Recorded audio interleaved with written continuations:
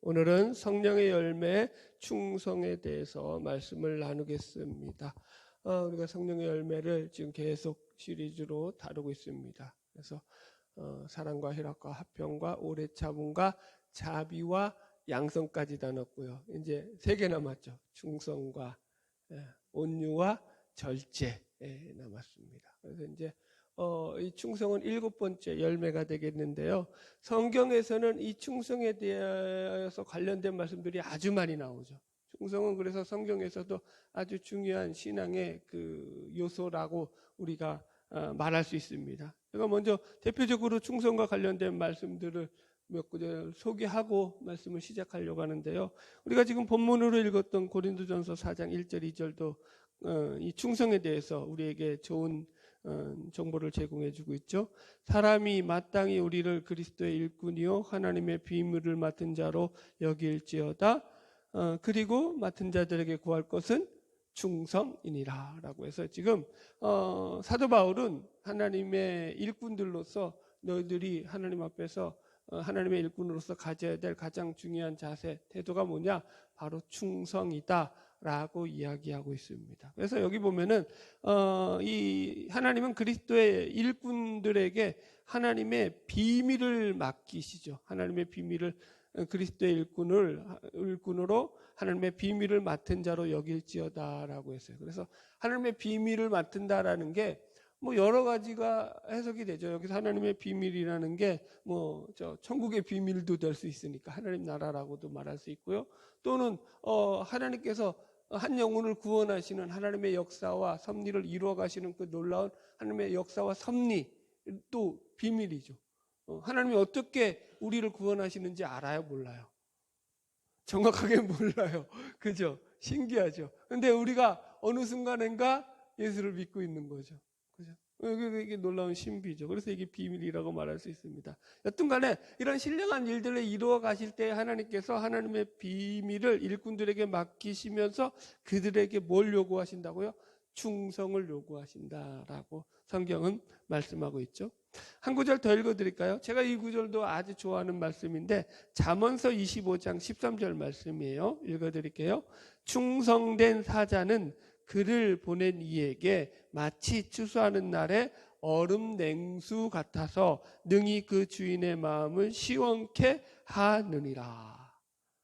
이거 멋있는 말씀 아니에요? 이거 여러분들도 많이 들어보셨죠? 그러니까 충성된 사자는, 그러니까 충성하는 그 하나님의 충성된 그 일꾼은요, 그를 보내신 이에게 마치 추수하는 날의 얼음 냉수 같아서 그 주인의 마음을 능히 시원케 하신다라고 말하고 있죠. 여러분 이게 추수하는 날의 얼음 냉수 같은 존재가 된다라는 거예요. 충성함으로 말미암아서 하나님 앞에서 우리가 추수하는 날의 얼음 냉수라고 하는 게 여러분들 감이 좀 오시나요? 저는 이런 경험들이 조금 있어요. 그러니까 예를 들어서 저 이제 어릴 때 저는 시도 때도 없이 저희 외가댁을 놀러 갔거든요. 왜냐면 이제 외할아버지 집은 이제 시골 집이면서도 먹는 게 아주 푸짐했어요. 그래가지고 어머니를 따라서 하여튼간 어머니가 외갓집 가면은 저는 늘 따라다녔죠. 그러면서 이제 외갓댁에 자주 갔었는데 그 외할아버지가 농사를 지으셨어요. 그래가지고 이제 농사도 이제 대농이에요. 엄청 크게 지었어요. 그런데 외삼촌들하고 같이 이제 농사를 지으면은 이제 추수 때였어요. 제가 기억에 나는 게 뭐냐면은 그때가 추수 때였는데 이제 할머니가 외할머니가 새참을 가지고 이제 가는 거예요. 그러면 그저 큰 다라에다가 한 음식을 한 개 담아가지고 잔뜩 담아가지고 그리고 한 속에는 이제 주전자 하나 들고 그저 한 속에 이거 이러고 가는 거예요. 그래가지고 새참을 가지고 와가지고 새참 왔다 그러면 그 당시만 해도 이 기계로 논을 베는 시절이 아니에요. 벼를 베는 시기가 아니었거든요. 다 수작업 있죠. 수작업 하던 시절이었어요. 그러니까 열심히 이제 땀을 흘리시면서 논에서 벼를 베시다가 나오는 거예요. 그러면 이제 저는 쫄래쫄래 할머니 뒤따라가가지고 같이 이제 새참 얻어먹는 맛에 이제 구경하는 거죠. 새참을 먹으시면서 이제 가지고 왔던 이제 주전자에 그 이제 거기 내용물을 한 건을 따르는 거죠. 큰 사발 같은 데다가 그 내용물이 뭐겠어요? 예, 시원한 막걸리. 그때는 막걸리였어요. 막걸리를 그래서 한 잔 탁 따르시면은 전부 다 이제, 그때는 예수 믿는 집안이 아니었거든요. 전부 다. 그러니까 뭐 저도 마찬가지였고요. 그때는. 그러니까 한 사발 이제 할아버지부터 탁 들이키시는 거예요. 얼마나 시원하시겠어요.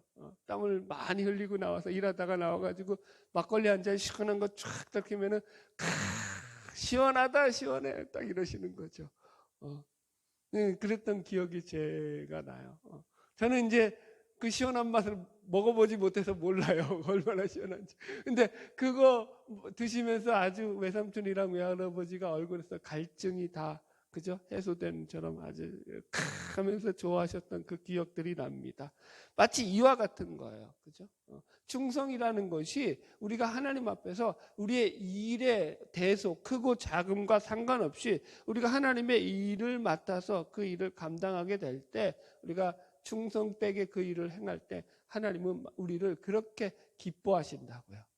능히, 그죠? 여기 다시 읽어드릴게요. 충성된 자는 그를 보낸 이에게 마치 추수하는 날에 얼음 냉수 같아서 능히 주인의 마음을 시원케 한다고요. 하나님이 우리를 보고 어떻게 한다고요? 야, 시원하다 시원해. 내가 너 때문에 내 마음이 다 시원하구나 라고 우리를 통해서 축켜 세워주신다라는 거죠. 이게 얼마나 기쁜 일이냐고요. 우리가 보잘것 없고 우리가 연약함에도 불구하고 하나님이 우리를 그렇게 기뻐하신다라는 거죠. 할렐루야. 한 구절 더 읽어드릴까요? 누가복음 16장 10절이에요. 여기서도 이렇게 충성에 대해서 말씀하고 있어요. 지극히 작은 것에 충성된 자는, 지극히 작은 것에 충성된 자는 큰 것에도 충성되고, 지극히 작은 것에 불의한 자는 큰 것에도 불의하니라. 예. 그죠? 그러니까 충성이라는 것이 어떤 일이 크고 작고의 문제가 아니라는 거예요. 작은 일에 충성하는 자가 진정한 충성하는 거예요. 여러분들. 우리는 그렇게 생각 안 하잖아요. 큰 일, 나에게 어떤 큰 일을 맡겨졌을 때 내가 더 충성하고 잘할 거라고 생각하잖아요. 여러분, 이게 인간의 본성이죠. 우스갯소리로 이렇게 표현해 볼게요. 여러분, 만약에 여러분들이 우리 교회가 한 지금 100명 정도가 이게 모여서 수요예배를 드린다고 해봅시다. 제가 설교를 더 잘할까요? 못할까요? 인간은 그런 거예요. 인간의 마음은 더 많이 모이면 많이 모일수록 설교 준비를 더 열심히 하려고 하겠죠. 그래서 설교 준비를 지금 제대로 안 했다라는 얘기가 아니라 인간의 본성이 가지고 있는 그게 죄성이라는 표현을 하는 거예요. 그러나 성경 그렇게 말하고 있지 않다고요. 네가 작은 일에, 아주 지극히 작은 것에도 충성된 자라야 큰 것에도 충성된다라고 얘기하고 있죠. 우리는 하나님 앞에서 우리에게 맡겨진 일들의 크고 작음에 우리의 눈이 갈 것이 아니라 하나님이 맡겨진 일을, 그것이 어떤 일이 되었을지라도 그 맡은 일에 충성된 자로 서야 된다라고 말씀을 드리는 거죠. 제가 늘 여러분들에게 이 충성에 대한 이야기할 때는 성경의 인물 가운데서 아주 독특한 인물들을 늘 말씀드리잖아요.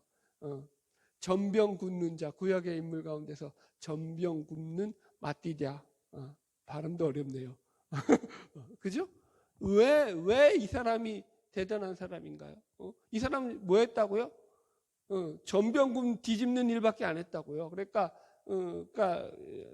구약에는 제사를 드렸으니까 제사를 드릴 때 제사를 올리는 제물 가운데 전병을 굽는 일을 도맡아 했다고요. 그런데 그게 얼마나 충성됐으면 그 이름이 기록돼 있죠. 여러분들. 일의 크고 작음이 아니죠. 할렐루야. 우리가 여러분 하나님의 일을 맡아서 충성된 일을 감당할 때 하나님은 지금도 우리를 향해서 기뻐하시고 우리를 응원하시며 우리를 향해서 야, 너는 나를 시원케 하는 자다라고 기뻐하시는 것을 믿으시기 바랍니다. 제가 오늘은 충성에 대해서 말씀을 묵상할 내용이 크게 두 가지인데요. 지난번 사랑도 마찬가지고 충성은 성경에 워낙 방대한 내용이 나와 있기 때문에 이번 주하고 다음 주 두 주를 이어서 하려고 해요. 그래서 다음 주에 이제 본론으로 들어가고요. 오늘은 서론격인데요. 먼저 충성에 대한 정의에 대해서 첫 번째로 얘기할 것이고요. 두 번째로는 그럼 하나님은 과연 우리의 충성을, 우리가 하나님 앞에 충성을 바칠 만큼 그렇게 신뢰할 만한 분이시냐라는 질문을 가지고 풀어나가려고 합니다. 이 두 번째가 왜 중요하냐면, 여러분 사실은 왜 충성을 못하냐면은, 충성에서 실패하는 대부분의 가장 큰 이유는 충성의 대상에 대한 신뢰 부족에서 오는 경우가 허다하기 때문이죠. 우리는 이렇게 생각하잖아요. 하나님이 우리가 하나님을 믿으니까 충성하죠. 거기에서 뭐 틀릴 게 뭐가 있어요? 아니에요. 이제 우리가 말씀을 나눠보면 알겠지만 되게 많이 틀려요. 그러니까 사실은 하나님 앞에 나는 하나님의 충성된 종이야, 나는 하나님 앞에 충성하고 있어 라고 말하지만 실제로는 하나님을 그만큼 신뢰하고 있지 않다라는 것들이 많이 있죠. 그 부분을 이제 우리가 확인할 거예요. 첫 번째, 충성의 정의입니다. 충성이라는 것이 어떤 의미를 가지고 있느냐라는 것을 살필 텐데, 이렇게 물어볼까요? 여러분, 우리가 만약에 열심히만 한다고 했을 때 그걸 충성이라고 말할 수 있나요? 성경에서는 그렇게 얘기하고 있지 않죠. 제가 이제 말씀을 준비하면서 여러 목사님들의 설교도 다 확인을 하고 다시 이제 경청을 하고 들어봤는데, 대부분의 목사님이 어떤 열심을 내는 어떤 행위적인 것을 충성이라고 말하는 목사님은 아무도 없으셨어요. 그러니까 그건 충성이 아니다라고 말씀하고 있다라는 거죠. 그래서 우리가 충성이라고 할 때는 우리의 행위적인 것으로 평가하는 것에 있어서는 아주 조심해야 된다라고 일단은 이해를 하셔야 돼요. 그래서 충성이라는 말을 국어 사전에서 찾아보니까 진정에서 우러나오는 정성 이렇게 나와요. 그러니까 마음의 진심으로 우러나오는 그런 어떤 정성을 충성이라고 말하고 있어요. 그래서 한자도 이 충성이라는 말이 한자가 더 사실은 이 충성을 풀이하는 데 좋아요. 충성은 제가 이게 잘 못 써서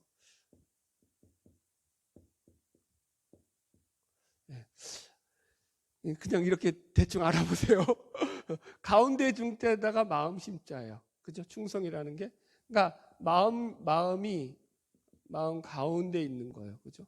마음 가운데. 마음 중심에 있는 어떤 것이죠. 그런데 그게 어떻게 있다고요? 말씀이 이루어지는 거예요. 플러스 뭐라고요? 말씀의 성취가 충성이라는 거예요. 한자로 그래요. 한자로. 그러니까 이 무슨 의미예요? 그러니까 한자로 이 충성이라는 걸 보자면은요, 마음 중심에서 진심으로 우러나와서 그 말을 이루어가는 것이 뭐라고요? 충성이다라고 알려주고 있어요. 그런데 이 한자가 여러분 그거 아시죠? 한자가 성경하고 아주 많이 연결되어 있다라는 거, 그죠? 근데 이 성경적인 의미도 이런 의미가 비슷하게 있어요. 성경에서 이 충성은요, 피스토스티스라고 해야겠다. 그래서 충성은요, 피스티스라는 말을 쓰는데 이 피스티스는 원래 믿음이라는 말을 써요. 믿음이라는 말이 첫 번째고요. 그 다음에 신실함. 그래서 발전해서 충성이라는 말로 써요. 그래서 이 충성이라는 말이 전부 다 헬라어로 보면은 피스티스로 써 있어요. 근데 이것은 믿음이라는 말하고도 같아요. 이해하셨죠? 그러니까 이게 지금 같이 쓰는 말이에요. 그러니까 하나님을 대상으로 쓸 때는 이게 신실함으로 쓰여요. 성실함. 신실함 혹은 성실함으로 쓰이고요. 하나님의 신실하심, 진실하심, 성실하심 말할 때는 이것이 피스티스가 이렇게 쓰고요. 우리 입장에서 이 피스티스를 사용할 때는 믿음이라든가 충성을 가리키는 말로 사용된다라고 이해하시면 됩니다. 그래서 이렇게 설명을 드릴게요. 로마서 10장 17절 말씀을 한번 찾아볼까요? 로마서 10장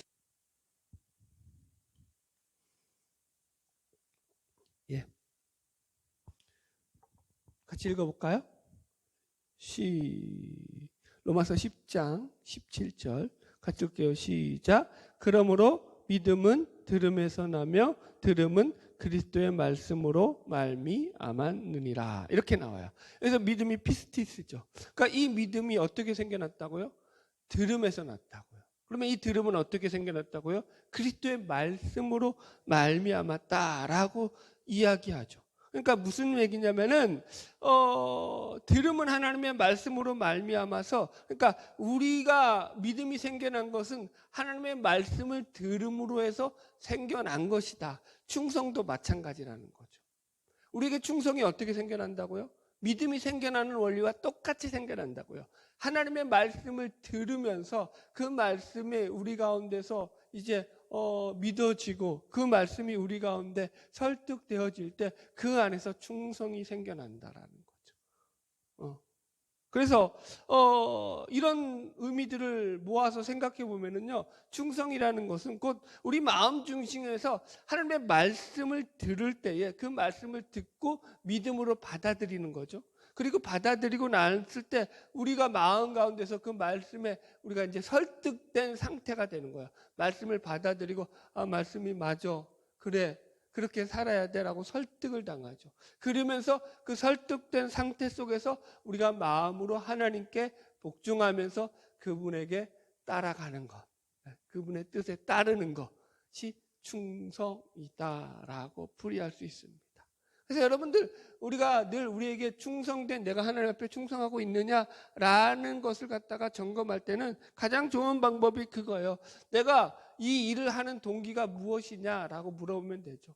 내가 하나님의 말씀에 순종하여서 그 말씀에 설득되어서 내가 그 말씀에 따라가고 있느냐라고 봐야 되죠. 그게 안 되면 어떻게 되는 거예요? 일하다가 말다가 어떻게 되는 거예요? 자기 뜻이 돼버리면은 이 하나님의 말씀에 순종함이 이게 말씀에 근거하지 않고요. 그죠? 자기 마음대로 그 일을 행했다가는 나중에 환경이 안 좋아지고 상황이 안 좋아지면 어떻게 될까요? 이거 내일 아닌데 하고 그냥 관둬버리죠. 근데 교회에서 비일비재하죠, 이런 일들이. 뭐 때문에 그런 거예요? 그러니까 충성을 배우지 않은 거죠, 사실은. 충성된 종이 안 된 거죠. 그러니까 자기 마음, 교회는 그렇게 하는 게 아니라고요. 충성되게 하는 거라고요. 맡은 자에게 구할 것은 충성이라고 하는 거죠. 내가 해도 되고 안 해도 되는 게 아니에요. 내일은 그래도 돼요. 내일은 이건 해도 되고 안 해도 되는 거예요. 왜? 자기 마음이니까. 그런데 하나님의 일은 그렇게 하면 된다, 안 된다? 안 된다. 하나님의 일은 어떻게 하라고요? 충성되게. 할렐루야. 자, 두 번째 주제죠. 우리가 그러면 하나님이 우리가 충성을 바칠 만큼 그렇게 믿을 만한 분이시냐, 신뢰할 만한 분이시냐라는 것을 우리가 이제 점검해 봐야 됩니다. 여러분, 충성은 우리가 다시 설명하지만 하나님의 말씀에 우리가 설득이 된 거예요. 하나님 말씀이 우리 속에서 받아들여진 거죠. 그래서 내 마음이 전적으로 하나님을 용납하게 된 거고, 그리고 그분을 나의 삶의 주인으로 인정하게 된 거죠. 그래서 그분에게 순종해 가는 거예요. 이게 왜 중요하냐면, 이게 제대로 안 이루어지게 될 때 그분에게 충성한다고 하지만 그 충성은 가짜 충성일 수가 있다라는 거죠. 그게 가장 큰 문제가 되는 거예요. 여러분, 주인에 대한 그러니까 충성의 그 동기가 뭐냐면 하나님에 대한 신뢰죠. 그렇죠? 이게 있어야 되는 거예요. 하나님에 대한 마음에 신뢰가 없는데 아무리 겉으로 그를 믿는다라고 할지라도 그것은 위선이고 외식이 될 수밖에 없는 거예요. 우리가 여러분 보세요. 우리는 늘 예수를 믿고 교회 생활을 하다 보니까, 아니 목사님, 내가 예수를 믿고 하나님을 믿으니까 교회 나와서 예배드리죠. 내가 하나님을 안 믿으면 여러분 이렇게 나와서 예배드리고 하나님을 섬기겠어요? 라고 질문할 수 있죠. 얼마든지 그럴 수 있다라는 거예요. 그런데 이런 일들이 교회 안에서 얼마든지 발생할 수 있죠. 재밌는 예를 하나 드릴게요. 이거 예전에 들었던 분들은 들었을 거예요. 이제 어느 지방에 있는 교회였는데 그 교회에 이제 목사님이 회계를 뽑는데, 은행에 그 교회 이제 새 신자가 왔는데 그 교회 지역에서 이제 은행에서 이 중역을 맡고 있던 그런 이제 그 사람이 이제 새 신자로 온 거예요. 그래서 한 1, 2년 다니면서 목사님이 눈여겨봤다가 이제 교회가 크질 않으니까 회계를 갖다가, 이분은 이제 은행의 간부니까 중역이니까 이 사람한테 맡기면 잘하겠다 해가지고 이분한테 맡긴 거예요. 그래서 이분이 이제 집사 직분을 받고 얼마 되지 않아 가지고 교회에서 이제 회계 업무를 맡게 된 거예요. 근데 일을 잘하더라는 거죠. 그래서 이제 열심히 맡기면서 이제 권사 직분도 주면서 계속 일을 잘 맡겼다고 합니다. 이분은 이제 그런데 그 목사님이 맡기니까 그냥 한 거예요. 아무것도 모르고. 그런데 교회 나오는 것도 그거예요. 첫 번째는 뭐예요? 가정의 평화. 아내 때문에 어쩔 수 없이 나온 거였고, 두 번째는 뭐였냐면은 나와봤는데 적성에 맞더라는 거예요. 자기랑. 교회에서 교회 문화들과 교회에 나오는 사람들의 그런 말과 행동이 자기 적성에 맞는 거예요. 체질에 맞는 거예요. 고상한 취미하고 자기 취미하고 교회 생활이 맞더라는 거예요. 그러니까 교회를 다니는데 그게 하나님을 믿어서 예수를 믿어서 다니는 게 아니라 자기 취미 생활인 거죠. 이 사람은. 그리고 회개 보는 것도 어렵지가 않잖아요. 자기가 늘 하던 일이니까. 뭐 이 정도 봉사야 왜 못하겠어요. 선한 마음을 가지고 했죠. 그러면서 이분은 이제 재산이 많다 보니까 교회는 이제 그렇게 큰 교회가 아니다 보니까 교회가 재정적으로 좀 어려워지면은 이분이 선뜻 헌금을 하는 거죠. 그리고 이제 교회에서 이제 여러 가지 일들을 그렇게 이제 선뜻 헌금하면서 그것도 별로 큰 문제가 안 됐죠. 그렇게 이제 교회를 도왔다고 합니다. 세월이 흘렀어요. 그러니까 이제 이 목사님이 이제 이 사람이 일을 잘하고 그렇게 이제 믿음직스러우니까 나중에 시간이 지나가지고 이제 장로로 추천한 거예요. 교인들도 다 좋아했습니다. 아, 저분이 장로가 돼야지 누가 장로가 되겠어요 하고 다 그러니까 여러모로 이제 이분을 갖다가 다 장로로 세우려고 했어요. 근데 이 사람이 이제 장로 추천받고 나서 이제 고민이 되는 거죠. 왜요? 자기는 진짜로 예수를 믿는 게 아니거든요. 그냥 좋아서 여기가 이 생활이 교회 생활이 만족스러워서 나왔던 거죠. 고민하다가 이제 목사님 찾아가지고 양심 고백을 한 거죠. 아, 목사님, 제가 장로는 못하겠습니다. 그리고는 사실대로 얘기했다고 합니다. 자기는 예수를 믿고 하나님을 믿어서 이렇게 신앙생활이 하는 것이 아니라 이 생활이 자기한테 맞고 좋아서 했는데 권사까지요 뭐 어떻게 해서 제가 이제 받았는데 차마 제 양심상 장로의 직분은 받을 수가 없겠습니다. 목사님 죄송합니다 하고는 사양을 했다고 합니다. 여러분들. 그러니까 이런 흔한 일은 아니지만 얼마든지 우리가 이런 식으로도 교회에 나올 수 있다라는 거예요, 여러분들. 그러니까 우리가 이 신앙을 점검해 봐야 되죠, 여러분. 그래서 충성이라는 것은 하나님께 설득된 상태 속에서 그 하나님께 설득된 마음으로 하나님을 승복하고 따르는 태도고 자세이기 때문에 하나님이 첫 번째로 내가 정말로 신뢰할 분이시냐라는 걸 점검을 해야 된다니까요. 이걸 점검이 안 되면 믿음 생활하다가 떨어져 나간다고요. 왜요? 나는 하나님을 내가 원하는 어떤 그런 이상한 그죠? 자기 마음의 그 알라딘의 램프와 같은 존재로 자기가 믿고 싶은 신 있죠. 틴켈러가 썼던 내가 만든 신처럼 그런 신의 모습을 갖다가 그려놓고 있다가 자기가 이미지화하고 상상했던 그런 신과 자기 현실 속에서 부딪히는 그 일들이 틀어질 때는 이 기독교도 별거 없네, 기독교의 하나님도 별거 없네 하고 무시하게 되는 거죠. 그래서 하나님에 대한 신관을 바르게 가져야죠. 제가 이런 예를 하나 들어드릴게요. 두 가지 예를 들어드릴 텐데 첫 번째는 성경의 예예요. 제가 이번 주에 이제 사도행전을 읽는데 초대교회 역사 가운데서 유대인들에게 스데반과 예수님의 지지하였던 야고보가 죽임을 당하지만 베드로는 그 가운데서도 천사의 도움을 받아서 살아나게 되었던 사도행전 12장의 내용을 갖다가 읽다가 제가 좀 질문이 생겨났어요. 물론 이 질문은 여러분들을 위한 질문으로서 만들어낸 질문이죠. 어떤 질문이었냐면은 보세요. 사도행전 12장에 보니까 베드로가 잡혀갔어요. 이제 야고보도 죽었고 얼마 전에 야고보가 죽었고 이제 베드로도 잡혀가서 이제 곧 죽을 운명에 처해 있죠. 감옥에서 옥살이하고 있고 이제 쇠사슬로 지금 손도 묶여 있고 그렇게 이제 갇혀 있는데 갑자기 천사가 나타나 가지고는요 주의 사자가 어떻게 했다고요? 이 자고 있는 베드로를 쳐서 깨웠다고 나와요. 쳐서 깨웠다. 그냥 깨운 게 아니라 쳐서 깨웠다고요. 왜 이렇게 표현했냐면 이 치다라는 말이 그냥 대충 흔들다 이런 뜻이 아니에요. 우리 식으로 하면 세게 주워 패다 이런 뜻이에요. 그러니까 어떻게 깨웠냐면은 정신이 자고 너무 깊이 잠들어가지고 정신이 바짝 들 정도로 이게 이 단어와 같은 동일한 단어가 뭐냐면은 헤롯이 그죠? 헤롯이 그 뒤에 보면 충에 맞아 죽었어요. 충에 맞아 죽었어. 그래서 충에 맞아 죽다고 할 때 이 맞다라는 의미하고, 그러니까 죽을 만큼 패다라는 거잖아요. 어떻게 보면은, 그러니까 아주 심하게 베드로를 흔들어 깨웠다고요, 주의 사자가. 그리고는 그 쇠사슬을 풀어버렸어요. 그 쇠사슬도 자기 베드로 손잡아 푸는 게 아니라 천사가 풀어준 거죠. 초월적인 기적을 했고 옥문을 열리게 하고 그리고는 베드로를 끄집어서 거기서부터 탈출시키죠. 초월적이고 기적적인 방법으로 베드로를 탈출시켰어요. 그죠? 그러니까 그러고 나니까 이제 질문이 생기는 거죠. 아니 하나님께서 살리실 거면 그렇게 하실 거면은 스데반도 살리시고 야고보도 살리셔야 되는 거 아니냐.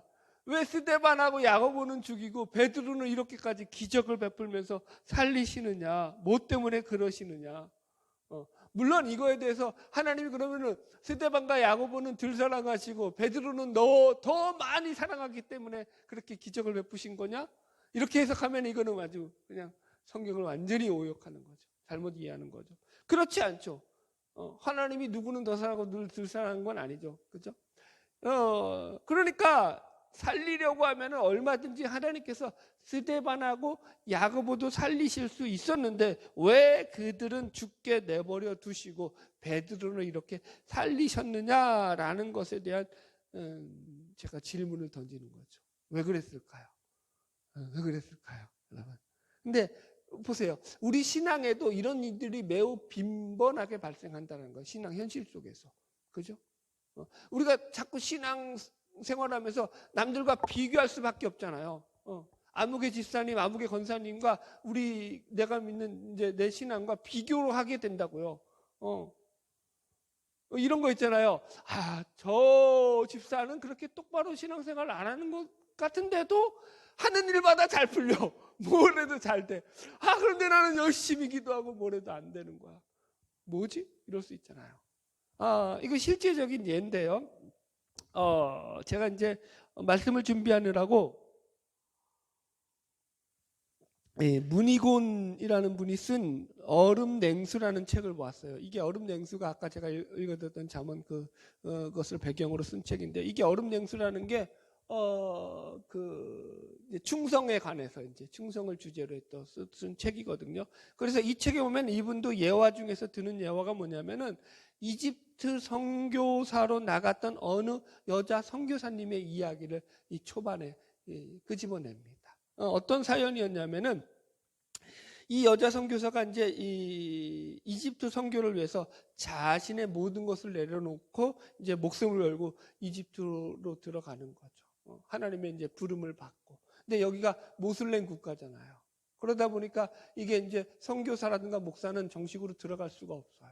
그러니까 목숨 걸고 들어가는 거예요. 아직까지 그러니까 선교가 그리고 이루어지고 있지 않던 시절이어서 어려운 고생을 했죠. 그러면서 들어가서 고생을 해서 이제 수년의 세월이 흐르고 어느 정도 언어 훈련을 마치고 나서 이 여자 선교사님이 이제 선교의 결실을 이제 조금만 지나면 맺을 것 같다라는 그런 이제 선교 보고도 하면서 그렇게 열심히 선교하고 있었는데 갑자기 피를 흘리고 쓰러진 거예요. 선교지에서. 그래서 병원에서 진찰을 해보니까 간이 안 좋다라는 거죠. 그래가지고 한국에 와서 종합병원에 와서 이제 검진을 받았는데 간에 이제 더 크고 작은 돌들이 가득 찬 거예요. 근데 간 제거 수술을 받고 그래가지고 병원에서 1년 동안 열심히 치료를 받았죠. 이때 이제 문희균 씨가 속해 있던 그 선교회랑 이제 이 여자 선교사님이 같은 선교했기 때문에 그 여자 선교사님을 위해 가지고 1년 동안에 하나님 고쳐달라고 열심히 기도를 하죠. 고쳐졌을까요? 안 고쳐졌을까요? 네, 안 고쳐졌어요. 그렇게 열심히 기도했는데 죽었어요. 그리고 이제 1년 동안에 병원에 계속 입원하고 들락날락하면서 우리 병원비가 엄청 비싸잖아요. 그래서 남아있는 가족들에게는 병원비로 인해서 이제 막대한 빚만 남기고 그렇게 떠나버린 거죠. 여기서 이제 이 저자가 이제 충격을 받은 거죠. 하나님 앞에 질문하는 거죠.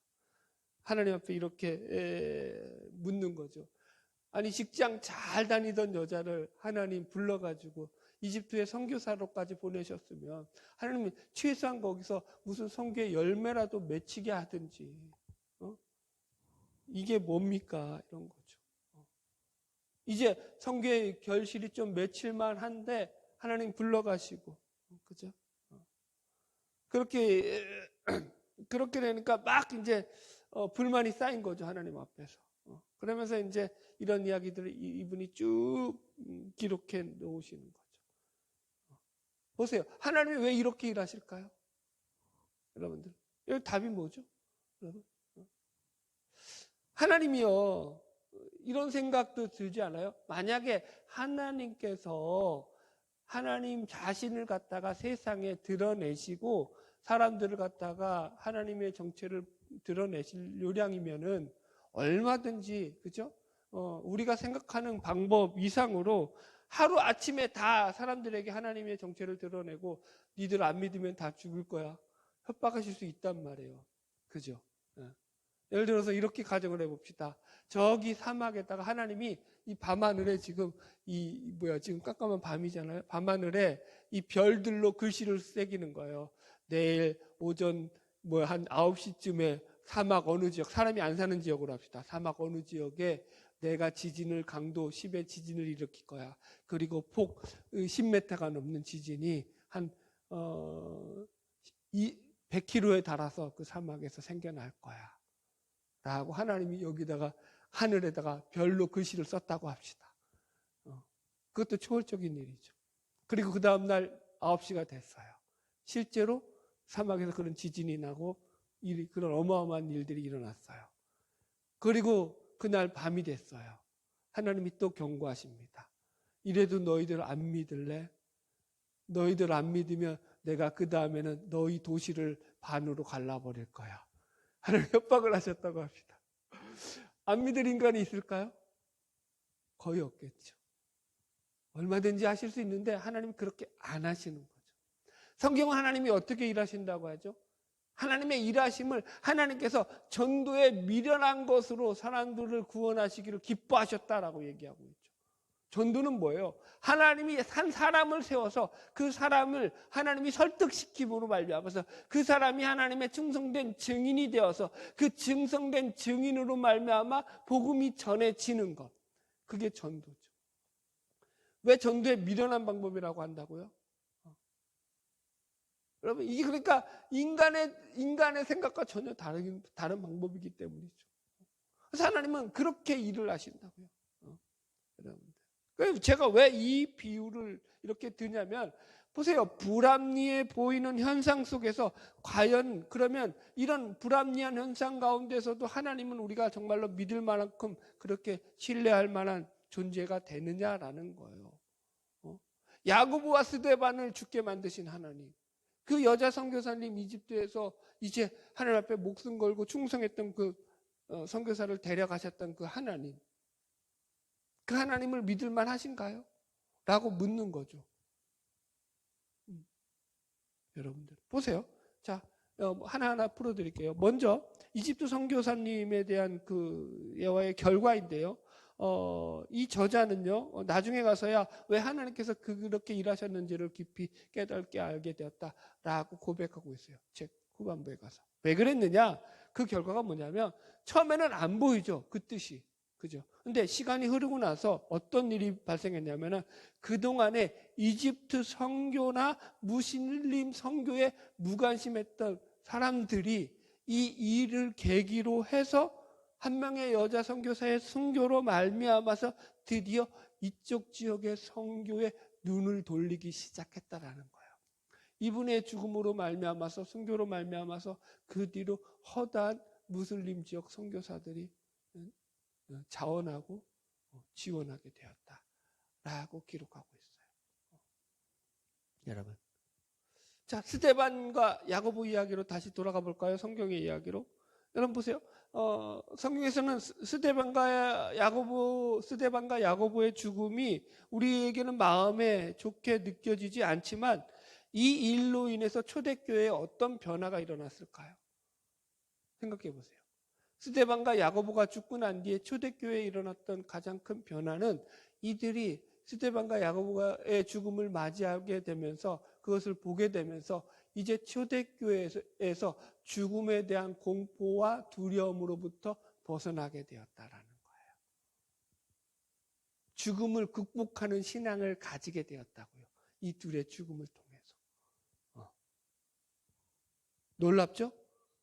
재밌는 해석을 해드릴게요. 이제 베드로가 옥에 갇혔을 때 여러분 교회가 그를 위해서 간절히 하나님께 기도했다라고 말씀이 나옵니다. 그런데 이 기도가 우리는 쉽게 하나님 우리 베드로 사도를 감옥에서 건져주세요. 이 베드로 사도의 목숨을 살려주세요 라고 기도했을 거라고 우리가 베드로를 위해서 기도했다니까 그렇게 기도했을 거라고 생각하잖아요. 자 보세요.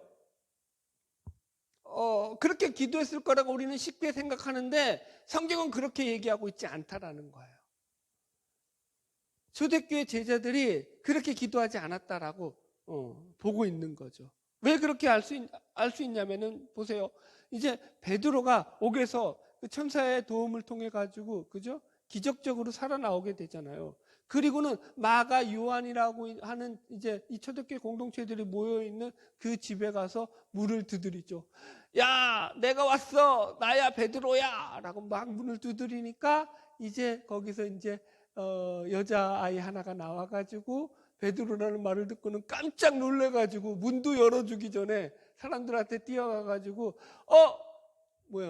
베드로가 살아왔어요. 베드로가 살아왔어요. 막 그러잖아요. 그런데 그 말을 듣고 사람들이 어떻게 반응했다고요? 야, 네가 미쳤구나. 네가 미쳤어라고 반응을 했다고요. 믿었다는 거야, 안 믿었다는 거야? 베드로가 살아오는 거 안 믿었다고요. 그리고는 야, 그의 천사겠지 라고 얘기했다고요. 그의 천사겠지라는 말은 뭐냐면은 유대인들의 그 당시에 신앙관 가운데 가지고 있었던 생각 중에 하나가 뭐냐면 하나님께서 사람들에게 각각의 천사를 보내주셔서 그 수호 천사들이 사람마다 붙어 있다라는 생각을 가졌어요. 근데 수호 천사가 그러면은 베드로에게 있지 않고 이 자리에 나타났다는 건 뭐예요? 베드로의 죽음을 알리러 천사가 온 것이다 라고 주석하고 있어요. 주석가들을 보면. 이해하셨죠? 그러니까 그의 천사겠지라고 말한 것은 베드로가 죽었겠지라고 생각했다라는 말과 동일한 거죠. 그러니까 초대교회에서 그렇게 기도했던 그 사람, 자 보세요. 그렇다라는 것은 그들이 베드로의 구명, 하나님께서 베드로의 생명을 살려달라고 기도했다라는 거예요? 안 했다라는 거예요? 어려워요? 기도 안 했다고요? 여러분들 기도했으면 거기에 대해서 바랄 거 아니에요?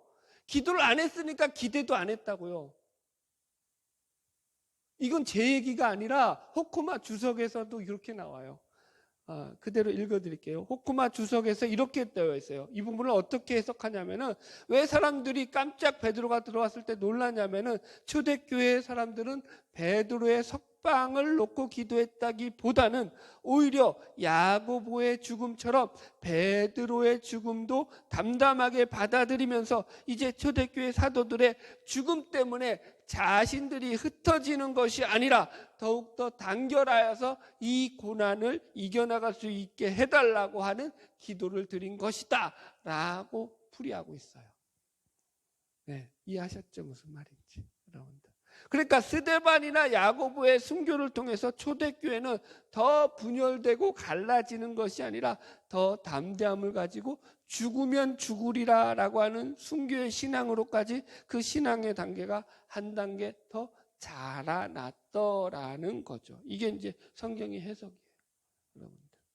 자 보세요. 이런 차원에서 지금 하나님이 스데반이나 야고보에게 맡긴 역할이 있었던 것이고 또 베드로에게 맡긴 역할이 있었다는 거야. 각자가 맡은 역할이 다르다고요. 어떤 사람은 하나님이 먼저 데려가시는 거죠. 그죠? 어떤 사람은 보세요. 야고보는 제일 먼저 죽었죠. 그런데 그의 형제 요한은요. 제일 끝까지 살아남죠. 끝까지 살아남은 게 복인가요? 아니라고요. 여러분 요한은 마지막을 어디서 보냈다고요? 반모섬에서 유배 생활을 했다고요. 그 유배 생활이라는 게 뭔 줄 아세요? 여러분들, 우리는 그냥 뭐 휴양지 가가지고 뭐죠 바캉스 즐기는 거라고 생각하죠. 그런 휴가 즐기는 거라 그런 거 아니라고요. 거기서 많은 주석가들이 역사학자들이 하는 말은 아마 거기서 돌을 캐는 일을 했을 것이다라고 얘기를 해요. 그 늙은 나이에 요한은요. 그 일을 하면서 여러분들 말년을 보냈다고요.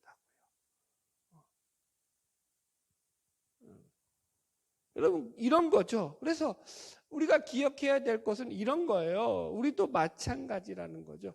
우리에게 각자 하나님께서 맡기신 역할들이 있습니다. 우리가 만약에 하나님을 신뢰하지 못하게 되면은 그분의 뜻을 따라 충성된 삶을 살아가는데 지장이 생길 수밖에 없죠.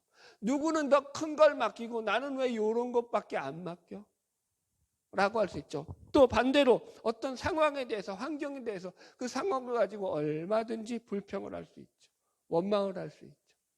하나님을 신뢰하지 못하게 될 때. 여러분 보세요.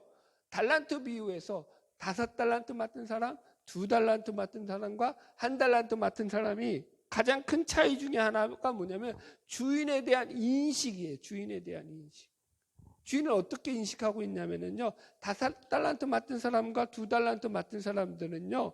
이제 세말 때 주인에게 와서 뭐라고 말하냐면은 했던 말이 이거예요. 주인이시여, 주인께서 내게 5달란트를 주셨는데 자기가 맡은 달란트가 주인이 주신 거다라고 얘기를 하죠. 2달란트 맡은 자도 마찬가지예요. 주인이시여, 주인께서 나에게 2달란트를 주셨는데 라고 얘기를 하죠. 자기가 맡았다라고 얘기한다고요. 그러니까 자기는 주인들로부터 이 달란트를 맡은 자다, 받은 자라는 분명한 인식이 있었다고. 이걸 갖다가 청지기 의식이라고 얘기하죠. 그런데 1달란트 받은 자는요, 이게 없어요. 주인이 나에게 주셨다라고 표현을 안 해요. 아예 쓰지도 않아요, 여러분들. 청지기 의식이 없죠. 1달란트 맡은 사람은요, 그래서 어떻게 하냐면은 이렇게 생각을 해요. 주인 것은 주인 것이고 내 것은 내 거야 라고 생각하죠. 그래서 어떻게 행동하죠? 주인 것은 나와 관계가 없어. 그러니까 이건 땅에 묻어둬서 주인 것은 손도 안 대는 거죠. 나는 내 것 가지고 잘 살면 돼 라고 생각을 하죠. 우리가 진정으로 충성할 수 있는 비결이 뭘까요? 여러분, 우리가 그분을 믿는 거죠. 그분을 마음속에 진짜 진정으로 신뢰를 하는 거죠. 그래요. 그분의 말씀을 내가 정말로 받아들이는 거죠. 이게 정리가 되지 않으면은요, 우리가 드리는 충성은요, 진정한 충성이 될 수 없어요. 여러분들. 얼마든지 내가 충성하다가 나는 충성한다고 생각하지만 나의 비위에 안 맞고 내 신경에 거슬리고, 혹은 나한테 뭐라고 할까요? 좀 섭섭한 일이 발생하게 됐을 때, 나한테 환경과 상황 가운데서 나에게 충돌되는 문제가 생겼을 때 우리의 충성은 헌신작처럼 버려버리게 되는 거죠. 누구처럼요? 마치 가룟 유다와 같이. 성경에 이런 배신을 벌였던 사람들이 여럿 나오죠. 여러분, 만약에 충성을 했는데 일이 내 뜻대로 풀리지 않게 되었을 때 여러분들은 어떻게 하시겠습니까? 그때도 충성할 수 있습니까? 그게 진짜 충성이라는 거죠. 충성은요, 우리가 얼마나 노력을 부리고 우리가 얼마나 열심을 내냐에 있지 않고요, 우리가 얼마나 그분을 신뢰하며 그분을 우리 마음 가운데 진정으로 받아들이고 있느냐에서 결정이 나는 거라고요. 여러분들, 이게 안 되면은요, 일하다가 우리가 제일 많이 하는 거 있잖아요. 하나님, 제가 왜 이렇게 열심히 하는데 왜 저를 안 도와주시는 거예요?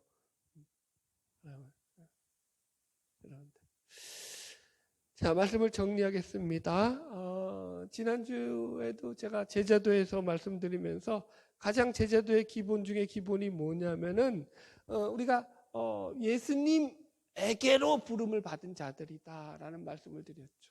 그러니까 예수님 그분 자신에 대해서 증거하고 전하고 우리는 그분을 전파하는 그런 증인들로서 부름을 받았다라는 말씀을 드렸습니다. 그래서 그래서 우리에게 그분의 그분 되심을 갖다가 주인 되심을 알리시고 보이신다고 성경은 우리에게 말씀하고 있습니다.